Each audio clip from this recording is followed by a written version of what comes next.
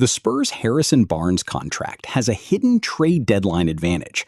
That $8 million deal could give San Antonio a path to roughly $16 million in incoming salary without attaching one of its foundational young players just to make the money work. Barnes officially returned on a one-year, $8 million contract, and the structure matters because San Antonio now has a veteran who can help the rotation today while potentially becoming useful matching salary later. But does that mean Barnes was signed to be traded? Not necessarily. By the end of this video, we will determine whether Barnes is primarily part of the rotation, part of the locker room, or the salary bridge for San Antonio's next playoff upgrade. The reason $8 million matters is buried inside the NBA's trade matching rules. Under the current expanded matching formula, that salary can support an incoming contract worth a little more than $16 million before San Antonio's own apron position becomes the practical constraint. In other words, Barnes can roughly double the amount of salary the Spurs send out without forcing them to add a prospect simply to make the numbers legal. The exact ceiling will depend on San Antonio's payroll when a trade happens,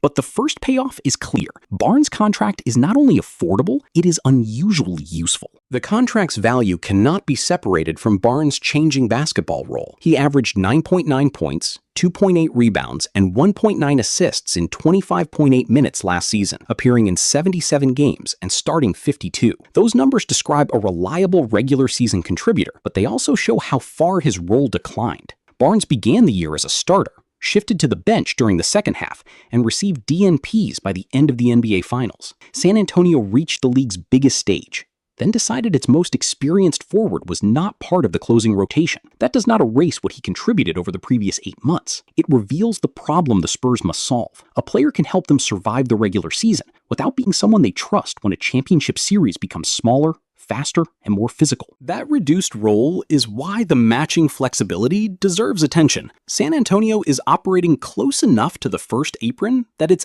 actual deadline ceiling could be slightly lower than the theoretical maximum generated by Barnes' contract.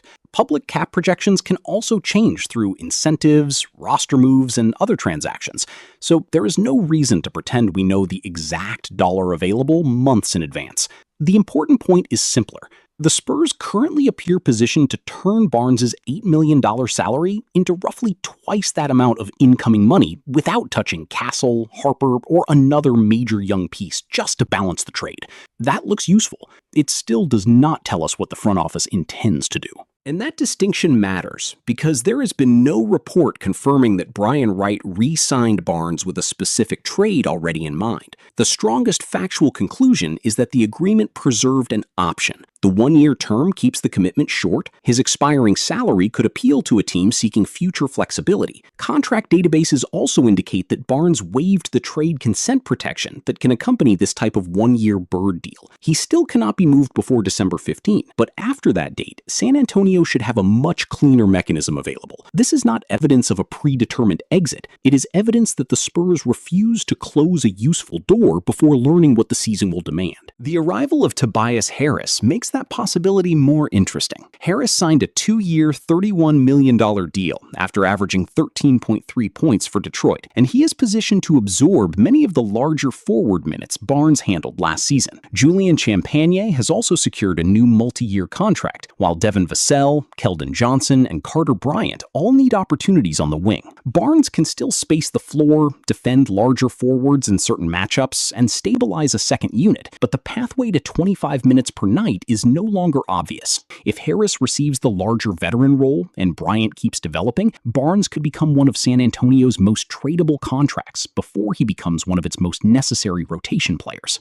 If you value Spurs analysis that separates real cap mechanics from trade speculation, like the video and subscribe for more San Antonio coverage. Because before treating Barnes as disposable salary, we need to ask what the Spurs would actually lose, and what kind of player would be good enough to justify that cost. There is a real counter-argument. Treating Barnes only as a trade chip would misrepresent both his value and the reason San Antonio wanted him back. He played 159 of 164 regular season games across his first 2 years with the Spurs. Mitch Johnson has praised the kind of professionalism Barnes brings, and that matters on a roster trying to turn one finals appearance into sustainable contention. San Antonio needs veterans who can handle reduced roles without disrupting the locker room. Barnes has already demonstrated that quality. The beauty of of the contract is that the Spurs do not have to choose between keeping a useful veteran and preserving a future trade tool. For the first half of the season, he can be both. And if San Antonio eventually uses that contract,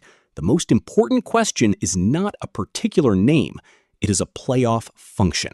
The Spurs should spend assets only on a player who solves a weakness that still exists in May and June. That could be a switchable forward capable of defending powerful wings without shrinking the offense. It could be a dependable backup big who protects the team when Victor Wembanyama rests. It could be a movement shooter who punishes defenses for loading the paint against De'Aaron Fox, Stephon Castle, and Dylan Harper. A player earning somewhere in the low to mid-teens can fit a Barnes-centered structure, but salary fit is only the entry requirement. The target also has to earn postseason minutes. That is why names such as Herb Jones can appear in theoretical exercises without becoming actual trade rumors. His defensive profile illustrates exactly the type of player San Antonio would love, but a contract fitting the formula does not make the player available. The selling team has to want Barnes' expiring salary, the Spurs have to provide enough real value, and the target has to solve a problem worth paying for. The market will also look different by December. Injuries will happen. Teams will disappoint. Extensions will change incentives. San Antonio should not select its finishing piece in August. The advantage of Barnes' contract is that the Spurs can spend the first few months identifying the exact problem before deciding whether a solution is worth pursuing. That makes December 15 more than a technical date. It becomes a diagnostic checkpoint. If the Spurs struggle to defend strong forwards, the front office will have evidence. If the offense collapses whenever Wembanyama sits, the need for another big will be obvious. If Harris and the younger wings perform well while Barnes falls outside the rotation, San Antonio will know it can move his salary without creating another major hole. The opposite matters too. An injury could suddenly make Barnes essential, or his shooting and professionalism could stabilize lineups that look unreliable on paper. The Spurs do not need to predict every answer today. They created a contract that lets the season answer the question for them. Barnes is also only the first level of the deadline equation. Keldon Johnson is entering the final season of a contract paying him roughly $17.5 million before incentives. Combining Johnson and Barnes would give San Antonio more than $25 million in outgoing salary and open a much larger range of possible returns, depending on the final apron calculations. The Spurs also possess significant draft capital, so they can attach the asset a rebuilding team actually wants. But that larger package carries a larger basketball cost. Barnes may be outside the playoff rotation. Johnson remains a proven source of bench scoring and transition pressure. Consolidating both contracts into one player could improve the top of the rotation while making the team noticeably thinner.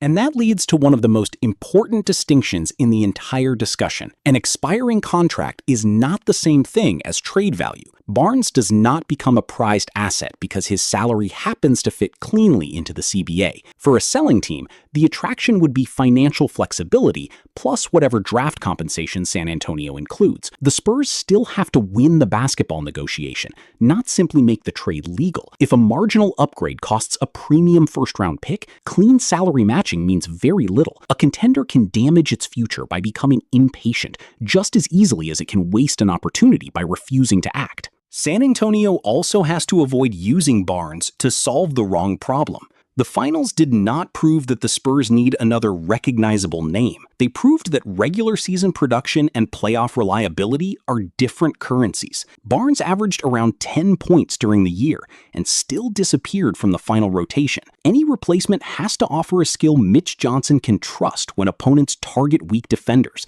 abandon reluctant shooters, and force the same decision over and over. The standard is not whether the incoming player is younger or scores more. The standard is whether he can stay on the floor beside Wembanyama when the series reaches its hardest possessions. Harris does not automatically answer that question either. His arrival gives San Antonio another experienced scorer and another option at the larger forward spots, but the Spurs still need to learn how he fits beside Wembanyama and whether his defense holds up against playoff matchups. Bryant's development, Ciampini's shooting, and the backup center rotation all have to be evaluated too. If those internal answers work, San Antonio can keep its picks and let Barnes finish the year. If one critical weakness survives into December and January, his contract gives the front office a direct way to respond. The timing matters because this version of San Antonio's flexibility will not last forever. Wembanyama's next contract will eventually transform the cap sheet. Castle and Harper will become much more expensive if they develop as expected, while Fox and Vassell already occupy significant salary slots. Right now, the Spurs still possess a rare combination: championship expectations, young talent, draft capital, and useful matching salary. Barnes and Johnson give Bryant right tools before the core becomes dramatically more expensive. That does not mean San Antonio should force a trade. It means this may be one of the cleaner windows to add another multi-year role player without touching a foundational prospect. The De'Aaron Fox trade already showed that this front office is willing to act during the season when the opportunity is significant enough. That does not guarantee another major move at the deadline. It simply means the old assumption that San Antonio will always wait no longer fits the competitive stage of this roster. The Spurs reached the NBA Finals and learned the difference between having enough talent to get there and having enough dependable options to finish the job. The next move does not need to be another star. The most valuable addition may be a defender, shooter, or frontcourt player Mitch Johnson trusts for 20 playoff minutes. So was Harrison Barnes re-signed because the Spurs intend to trade him? The evidence does not support that conclusion. The better answer is that San Antonio paid $8 million to preserve two forms of value at the same time. Barnes can provide leadership, availability, and competent regular season minutes. If his role disappears or a more urgent need develops, that same contract can become a salary bridge toward roughly $16 million in incoming money. The hidden advantage is optionality, not a secret agreement. That is more useful than a predetermined plan, because the Spurs can let the season reveal which version of Barnes they actually need. And that optionality only matters if San Antonio remains disciplined. Trading Barnes merely because he is movable would accomplish nothing. Keeping him merely because he is respected would also be a mistake if a genuine playoff upgrade becomes available. The Spurs should enter December with one clear standard: use the contract only for a player who solves a demonstrated postseason problem and can stay on the floor beside Wembanyama. If that player enters the market, Barnes' carefully positioned $8 million salary could help deliver a piece San Antonio lacked in the finals. If nobody meets that standard, the Spurs still have a trusted veteran on an expiring deal. Either outcome protects the team, and that may be the smartest part of the contract. Harrison Barnes does not have to be a trade chip or a rotation player today. For now, he can be both, and San Antonio can let the season decide which version becomes more valuable.